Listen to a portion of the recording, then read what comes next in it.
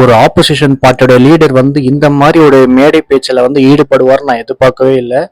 ரொம்ப கேவலமா இழிவுபடுத்துற மாதிரியான வார்த்தைகள்லாம் பேசியிருக்காரு.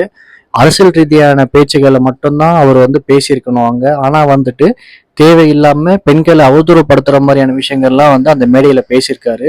நீங்க விஜய் சாரை வந்து கேள்வி எழுப்புறது தப்பே கிடையாது. அது வந்து அரசியல் ரீதியான கருத்துக்களா மட்டும்தான் இருக்கணும்.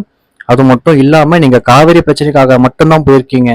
ஓகேங்களா? அந்த டைம்ல சிஎம் சாரை பத்தி கேள்வி கேட்கறது எல்லாமே ஃபைன் தான். ஆனா வந்துட்டு பெண்களை இழிவுபடுத்துற மாதிரியான விஷயங்கள்லாம் வந்து நீங்களும் உங்க கட்சி சார்ந்த ஆட்களும் வந்து பேசியிருக்கீங்க.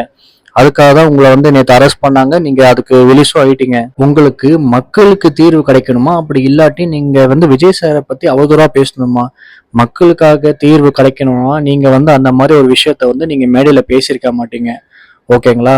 அது மட்டும் இல்லாம அந்த பர்சனல் சம்பந்தமான விஷயங்களை பத்தி பேசணும்னா உங்க கட்சி சார்ந்த விஷயங்களுமே நிறைய இருக்கு. ஓகேங்களா? யார் நினைச்சாலும் பேசியிருக்கலாம். ஆனா இங்க அரசியல் ரீதியான கருத்துக்களை மட்டும்தான் பேசணும். ஏன்னா நீங்க பண்றது அரசியல். ஓகேங்களா? நீங்க அரெஸ்ட் ஆன உடனே மக்கள் வந்து, அதாவது உங்க கட்சி சார்ந்த மக்கள் வந்துட்டு போராட ஆரம்பிச்சிட்டாங்க, மறியல் பண்ண ஆரம்பிச்சிட்டாங்க.